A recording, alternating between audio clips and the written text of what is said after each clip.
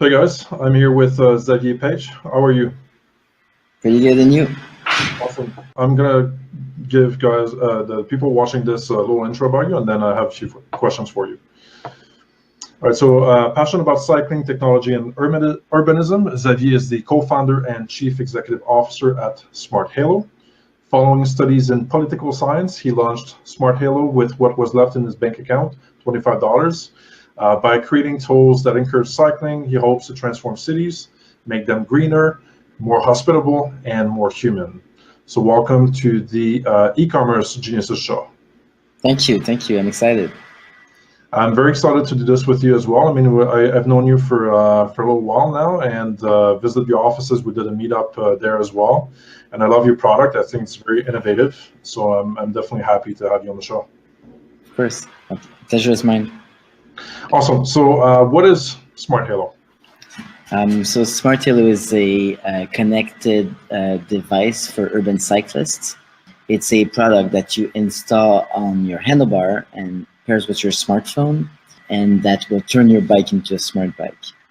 So basically, it's a navigation device. It will guide you to your destination turn by turn, so that you can rediscover your city. It's a front light that turns on automatically at night. It's an alarm system that keeps your bike safe.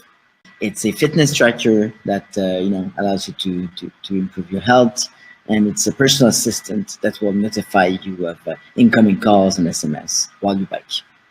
That's all the features for one product. So how did you come up with the idea of SmartHalo? So about 4 years ago, I was biking, as I always do. For me, cycling is my main mode of transportation, and I was biking to a new place, and I was biking with the phone in my hand, and suddenly I looked down on the phone, looked up, and something happened, and I dropped the phone on the floor, and then I shattered the screen. So the phone was still working, but with big scratches on it. And then about 2 weeks after, my bike got stolen. I know that lots of people can relate to that. It's very common in Montreal, but it's common everywhere else. Lots of people get their bike stolen, and it's a huge problem. So starting from that, we with a friend of mine, we started to think, like, what can we do to fix this problem? So we came up with a first idea of what SmartHalo could be. I mean, it wasn't called SmartHalo back then. It was just like some LED type thing. But we knew that we would connect this with a smartphone, because now everybody has a smartphone. So this would be the starting point. What have been your biggest challenges with this business? I guess one of the main challenges is financing. All the time. We have to build a product from an idea, and we started with nothing. And you said that when you introduced me at first, that we started SmartHalo with what was left in the bank account, which was $25. And it's true. We started this, 4 founders, $25 each, and so it was completely bootstrapped from the beginning. So we started with some pitch competitions. We won some small grant of like $1,000, and with that we built the initial prototype. Then we got another grant for $5,000, and then we could keep improving on what we had. And then after that we launched a product on Kickstarter. So as you know, Kickstarter is a crowdfunding platform that allows creators to suggest projects, and then to get the money up front to build it. Initially, we were hoping to raise $67,000, and we thought with $67,000 we can do this project, we can build this device and start selling it.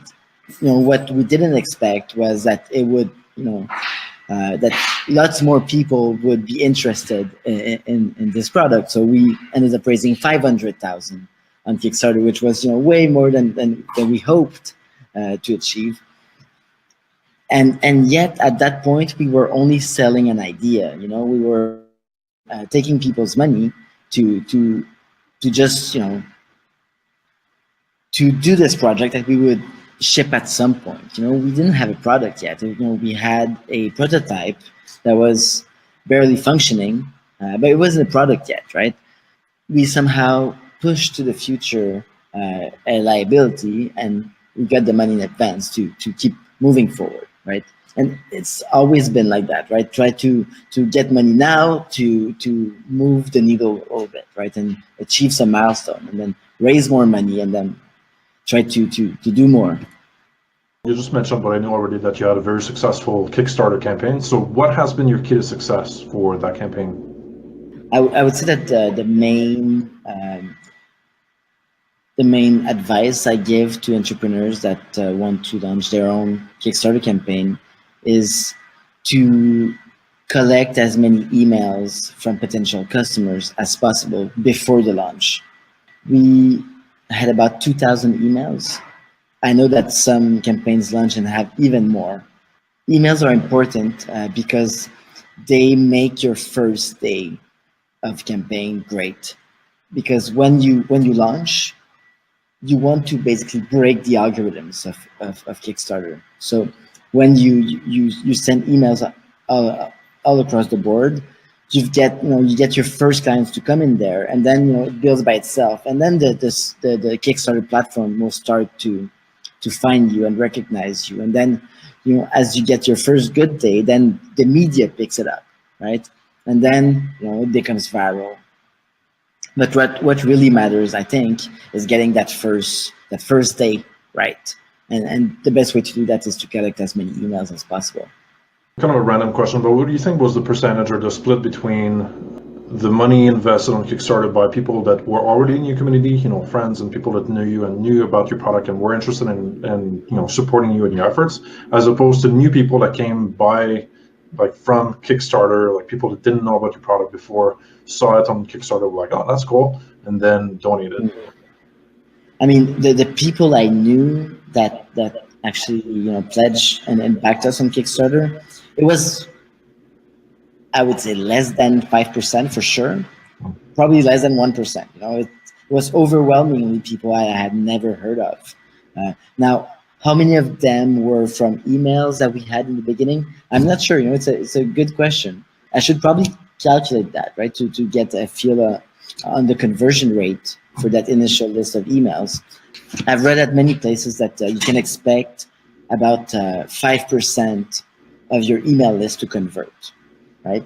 So the challenge is, how many emails do you need to get to 100% on the first day? So it will depend for each campaign, but it's something that you need to think in advance. I know you have a very beautiful website. It also evolved over time, and I saw a few versions of it. But what are your current biggest drivers of sales at this point? I mean, right now it's January, so January is a very bad month for sales, just because we're in a, nobody thinks about cycling in January. We're after the Christmas period, so it's a bit spread out. We had this distribution deal with Apple, so a lot of our sales came from Apple during the Christmas season. So that's one for sure that we expect to keep growing. We recently launched on Amazon, so Amazon is doing pretty well. So starting today, we're finally available for Prime. So I'm quite happy with that. It took a while to get there. But overall, like if you take a look at all the sales we've done so far, it's overwhelmingly our own distribution, our own website. So I would advise people that are building physical products to really own their own website, because then you don't depend on anybody. Making sure that you have a repeatable process for acquiring new customers and getting them to buy on your website, that's very important. Any tips on, before we move on to the next question, any tips on how to have a really good website that will convert for e-commerce? That's a good question. And you know what? I don't even think that my website is great for conversions. I think there are some neat things about this website, but there are so many things we could improve. I think you need a clear call to action. That's for sure. It needs to, I would say there's so many things, needs social validation. Of course, you need to show the features. You need to show not just features, but explain why it's useful for users. Our website's probably a bit slow, and I read that many people will drop out of the website if it takes more than 3 seconds to load. So people expect websites to be really, really fast, and our website, might be a bit bloated. So this is something we're working on at the moment.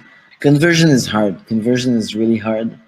It's about converting on the website, but also the quality of the traffic that you're bringing really matters. So yes, you could, buy traffic from India, thousands and thousands of visitors.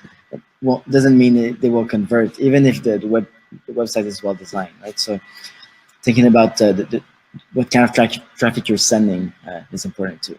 Right, makes sense. Okay, last question is, what would be your top 3 pieces of advice for e-commerce entrepreneurs? Okay, so I need to think about 3 things. If possible. Yeah, I would say first is to try to get a channel that works for you. That channel won't be scalable to infinity, but you need to find one that works and then move into other ones. So for instance, for us, Facebook advertisement has worked pretty well. We know that it doesn't scale forever, but it works to some point. And so the goal is to try to get it to that point where you're still making money when you're spending advertising dollars. I would say the another advice is try to capture emails on your website because some people don't convert as soon as they get to your website, and it's sort of obvious, right? Whenever you buy something, you don't buy it right away. Sometimes you think about it for a few days. If the person comes to your website and then, oh, that's neat, and then they just leave forever, and then you don't remind them that this product exists, they will most likely forget, right? So you need to have a way to retarget these people. So one way to retarget obviously is to put ads elsewhere on Facebook or on Google, but email advertising works pretty well. So one way that we've found that actually works is to either get people to sign up for coupons. You could say, oh, enter your email and get a 10% coupon, 10% discount. Or you could say, try to incentivize them to sign up for some reason. Oh, we'll send you news about this or that. Try to get to provide value to the user. And maybe third piece of advice, we've found that PR works pretty well. So getting press articles to, getting other people to write about you. Because, of course, I can say that my product is fantastic, but if I can get some journalists to say that, it's even more worthwhile. And again, people don't convert right away. So if they hear about you in an article, they come to your website, oh, that's interesting, and then you retarget them on Facebook. Oh, they come and then they subscribe, then they leave, right? And then you can send them a few emails that are automated. So there's this automatic flow, and then they finally convert, right? It takes time, and you should never expect to have a conversion right away. I also think that you have a very PR-worthy product. I mean, it's a really unique product, and I'm sure journalists were very happy to write about it. I put the link to the website. I think I got it right, SmartHalo.com. What's your call to action for people watching this? What would you like them to do? Would you like them just to check out your website or do something else, or Kickstarter? Yeah, I mean, check out the website, and I'm sure you have one friend who cycles, even during winter. So, and that person most likely has got their bike stolen at some point. So they would probably appreciate to know about this product. Xavier, thank you so much for taking the time. I know you're a very busy entrepreneur, but I really appreciate it. Thank you so much. Thanks for the invitation. Have a good night. You too. Cheers.